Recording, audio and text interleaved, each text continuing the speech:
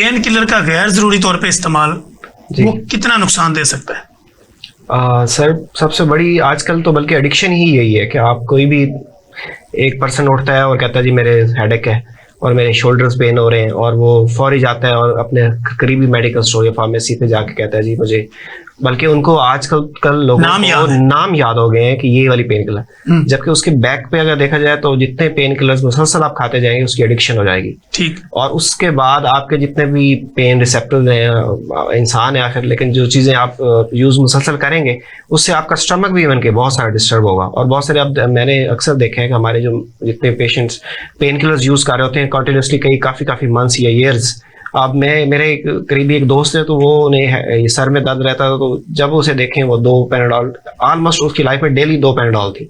ठीक। तो वो कहता था कि इतने तो लोग टॉफी नहीं खाते जितनी मैं पैराडॉल खाता हूँ। तो मैंने कहा आप रूट काज की तरफ क्यों नहीं जाते? आपको पेन अगर है तो आप पता करें ये है क्यों, क्या कोई एंजाइटी है या कोई डिप्रेशन या कोई आपकी नींद की कमी है या आपको कोई कॉन्स्टिपेशन का इशू की वजह से भी हो सकता है, कोई स्टमक इशू है। सिर्फ आप पैराडॉल कहते हैं जी मुझे पैराडॉल के अलावा कोई और पेन किलर से आराम भी फिर नहीं आता। तो इस तरह की एडिक्शन, क्योंकि हेडेक की भी टाइप्स है ना जी, तो किस वजह से आपको हेडेक हो रहा है? जी बिल्कुल, कि रिलेशन ब्रेकअप है तो वो टाइप और है जी, माइग्रेन का अटैक है तो वो टाइप और है। तो सेल्फ मेडिकेशन बहुत बढ़ गया सर। सेल्फ मेडिकेशन सिर्फ पेन किलर्स में नहीं बल्कि आप देखें तो अब लोगों को खुद पता है कि हमने कौन सा एंटीबायोटिक खाना है, खुद एंटीबायोटिक भी जाके मांग लेंगे, और उन्हें पता नहीं कि ये आपको बैक्टीरियल इन्फेक्शन हुआ है या वायरल हुआ है। इवन के लोगों को इन्फेक्शन का नहीं पता होता कि ये क्या है, इन्फेक्शन भी है, या फिर भी वो खा लेंगे।